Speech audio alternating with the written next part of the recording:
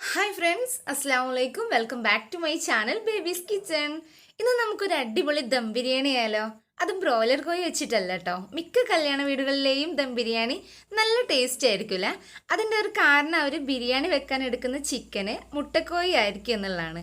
ഈ ഒരു മുട്ടക്കോഴി കൊണ്ട് വെച്ചിട്ടുള്ള ദം ബിരിയാണി പൊതുവേ നല്ല ടേസ്റ്റ് ആയിട്ട് തന്നെയാണ് എനിക്കും തോന്നിയിട്ടുള്ളത്. അപ്പം നമ്മൾ ഇന്ന് വെക്കാൻ പോകുന്നത് മുട്ടക്കോഴി വെച്ചിട്ടുള്ള ഒരു ദം ബിരിയാണിയാണ്. വീഡിയോയിലേക്ക് പോകുന്നതിന് മുമ്പായി ചാനൽ ആദ്യമായിട്ട് കാണുന്നവരാരെങ്കിലും ഉണ്ടെങ്കിൽ എൻ്റെ വീഡിയോ ഇഷ്ടപ്പെട്ടാൽ ലൈക്ക് ചെയ്യാനും ഷെയർ ചെയ്യാനും കമൻറ്റ് ചെയ്യാനും സബ്സ്ക്രൈബ് ചെയ്യാനും മറക്കരുത്. അപ്പോൾ നമുക്ക് വീഡിയോയിലേക്ക് പോകാം. ഇനി നമുക്ക് ബിരിയാണിക്ക് വേണ്ട സാധനങ്ങൾ എന്തൊക്കെയാണെന്ന് നോക്കാം. ആദ്യം 2.5 കിലോ അരിയാണ് എടുക്കുന്നത്. ഇതിലേക്ക് 3 കിലോ മുട്ടക്കോഴിയാണ് എടുത്തിട്ടുള്ളത്. ഇനി ഇതിലേക്ക് 8 മീഡിയം സൈസിലുള്ള വലിയ ഉള്ളി ഇതുപോലെ നൈസാക്കിയിട്ട് അരിഞ്ഞെടുത്തിട്ടുണ്ട്. പിന്നെ ഇഞ്ചി, പച്ചമുളക്, വെളുത്തുള്ളി ആവശ്യത്തിന് എടുത്തിട്ട് മിക്സിയിലിട്ട് ഒന്ന് ചതച്ചെടുത്തിട്ടുണ്ട്. അതുപോലെ മീഡിയം സൈസിലുള്ള ഒരു 8 തക്കാളിയും വട്ടത്തിൽ അരിഞ്ഞെടുത്തിട്ടുണ്ട്. ഇനി കുറച്ച് ക്യാരറ്റ് എടുക്കാം. ചെറുതായിട്ട് ഇതുപോലെ അരിഞ്ഞിട്ട് മാറ്റി വെക്കാം. അപ്പോൾ ഞാൻ ഇന്ന് മുറ്റത്ത് കല്ലൊക്കെ വെച്ചിട്ടുള്ള ഒരു ദം ബിരിയാണിയാണ് കേട്ടോ ഉദ്ദേശിക്കുന്നത്. അപ്പോൾ കല്ലൊക്കെ വെച്ച് ചെമ്പും റെഡിയാക്കി വെച്ചിട്ടുണ്ട്. ഇനി നമുക്ക് ഈ ചെമ്പിലേക്ക് ആദ്യം കഴുകി വൃത്തിയാക്കിയിട്ടുള്ള ചിക്കൻ ഇട്ട് കൊടുക്കാം. ചിക്കൻ ഇട്ടതിന് ശേഷം ചതച്ചിട്ട് മാറ്റി വെച്ചിട്ടുള്ള ഇഞ്ചി, വെളുത്തുള്ളി, പച്ചമുളക് നമുക്ക് ഇതിലേക്ക് ഇട്ട് കൊടുക്കാം. ഇനി നമുക്ക് ചെറുതാക്കി അരിഞ്ഞിട്ടുള്ള വലിയ ഉള്ളി ഇട്ട് കൊടുക്കാം. ചെമ്പ് ഞങ്ങൾ മുറ്റത്തേക്ക് വെച്ചത് കൊണ്ട് തന്നെ വായിലയുടെ ചെറിയൊരു മറവ് ഇടയ്ക്കിടെ വരുന്നുണ്ട്. അതൊക്കെയൊന്ന് ക്ഷമിക്കണേ. അടുത്തത് നമുക്ക് തക്കാളിയും മല്ലിച്ചപ്പും പുതിനയും ഇട്ട് കൊടുക്കാം. അടുത്തതായിട്ട് ഇനി കുറച്ച് മസാലകൾ ചേർത്ത് കൊടുക്കാൻ പോവാണ്. 1 ടീസ്പൂൺ മഞ്ഞൾപ്പൊടി, 1 ടേബിൾ സ്പൂൺ മുളക് പൊടി, 1 ടീസ്പൂൺ മല്ലിപ്പൊടി, 1 table spoon biryani masala, 1 table spoon കുരുമുളക് പൊടി, ഇനി ഒരു 2 ടേബിൾ സ്പൂൺ വിനാഗിരിയും 3 ടേബിൾ സ്പൂൺ തൈരും. ഇനി ആവശ്യത്തിന് ഉപ്പ് ചേർത്ത് കൊടുക്കാം. എന്നിട്ട് നന്നായിട്ടൊന്ന് കുഴച്ചെടുക്കാം. മസാലകളൊക്കെ അവരവരുടെ ഇഷ്ടത്തിനനുസരിച്ച് കുറേശ്ശെയൊക്കെ കൂട്ടുകയും കുറയ്ക്കുകയും ഒക്കെ ചെയ്യാം കേട്ടോ. ഇതെല്ലാം കുഴച്ചെടുത്തതിന് ശേഷം ചിക്കൻ ചെമ്പിൽ ഇതുപോലെ അമർത്തി വെച്ചിട്ട് 1 മണിക്കൂർ വരെ റെസ്റ്റ് ചെയ്യാൻ വെക്കാം. അടുത്തതായിട്ട് തീയൊക്കെ പിടിപ്പിച്ചിട്ടുണ്ട്. ഇനി അരി വേവിച്ചെടുക്കാനുള്ള വെള്ളം തിളപ്പിക്കാൻ വേറെ ഒരു ചെമ്പിൽ വെച്ചിട്ടുണ്ട് കേട്ടോ. ഇപ്പോൾ ഏകദേശം 1 മണിക്കൂറായിട്ടുണ്ട്.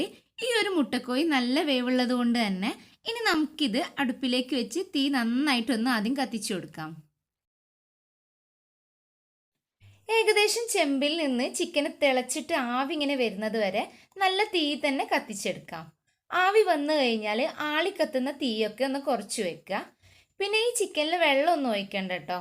ചിക്കനിൽ ചൂടായി വരുന്ന സമയത്ത് തന്നെ കുറേശ്ശെ വെള്ളം ഇറങ്ങിക്കോളും. അതുതന്നെ ചിക്കന് വേവാനുള്ള ഇതുണ്ടാവും. ഇപ്പോൾ ഏകദേശം അരമണിക്കൂറായിട്ടുണ്ട്. ഞാനൊന്ന് ചെമ്പ് തുറന്നിട്ട് ഇളക്കി കൊടുത്തിട്ട് ചിക്കൻ്റെ വേവൊക്കെ ഒന്ന് നോക്കുന്നുണ്ട്. അരമണിക്കൂറായിട്ടും 1/4 ഭാഗത്തോളം വേവായിട്ടുള്ളൂ. അപ്പോൾ ഇടയ്ക്കിടയ്ക്ക് ചിക്കൻ്റെ വേവൊന്ന് നോക്കുക. അധികം തീ കത്തിക്കാതെ തന്നെ ചെറിയ തീയിൽ ഇങ്ങനെ തന്നെ കിടന്നാൽ മതി. അല്ലെങ്കിൽ ചിക്കൻ അടി പിടിക്കും. അതുകൊണ്ട് നന്നായിട്ട് ശ്രദ്ധിക്കുക. ഇപ്പോൾ വെള്ളം നന്നായിട്ട് ചൂടായിട്ട് വന്നിട്ടുണ്ട് കേട്ടോ. ഞാൻ കുറച്ച് ഏലക്കായും പട്ടയും ഗ്രാമ്പും ഒക്കെ ഇട്ട് കൊടുക്കുന്നുണ്ട്. ചിക്കൻ്റെ വേവ് ഇപ്പോൾ ഏകദേശം 1 മണിക്കൂർ കഴിഞ്ഞിട്ടുണ്ട്. ഇനി നമുക്കിത് വെന്തിട്ടുണ്ടോ എന്ന് നോക്കാം. ഏകദേശം 3/4 ഭാഗം ചിക്കന് വേവ് റെഡി ആയിട്ടുണ്ട്.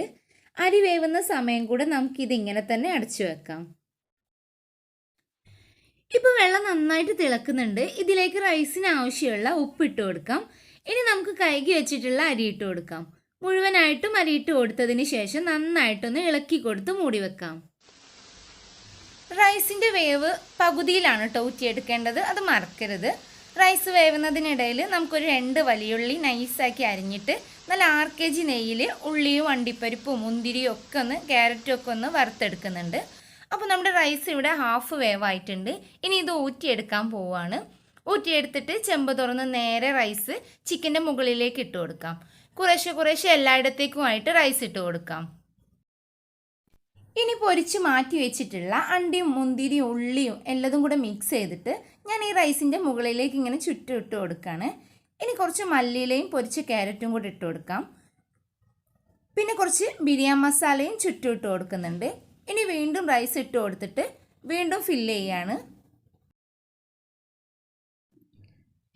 എന്നിട്ട് ഇതിൻ്റെ മുകളിലൂടെ ഉള്ളിയൊക്കെ പൊരിച്ചെടുത്തിട്ടുള്ള 1/2 kg നെയ്യുണ്ടല്ലോ, അത് നന്നായിട്ടൊന്ന് സൈഡിലൊക്കെ ഒഴിച്ചു കൊടുക്കുകയാണ്.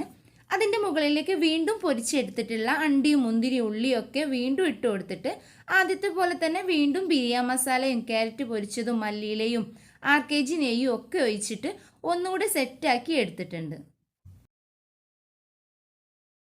അപ്പോൾ നമ്മുടെ ദം ബിരിയാണി ഏകദേശം റെഡി ആയിട്ടുണ്ട്. ഇനി ഇതൊന്ന് കുറച്ച് നേരം കൂടെ ദമ്മിട്ട് വെക്കണം. അപ്പോൾ അതിനുള്ള പരിപാടി എന്താണെന്ന് നോക്കാം. ഇനി എന്താ ചെയ്യേണ്ടതെന്ന് വെച്ചാൽ ഇതുപോലെ ചെറിയ രീതിയിൽ തീ കത്തിച്ചിട്ടുണ്ട്. കുറച്ച് നേരം അങ്ങനെ തന്നെ കിടക്കട്ടെ. ആ തീയിൽ നിന്ന് കുറച്ച് കനൽ കോരിയിട്ട് നമുക്ക് ഇതുപോലെ ചെമ്പിൻ്റെ അടപ്പിലേക്ക് കോരിയിട്ട് കൊടുക്കാം.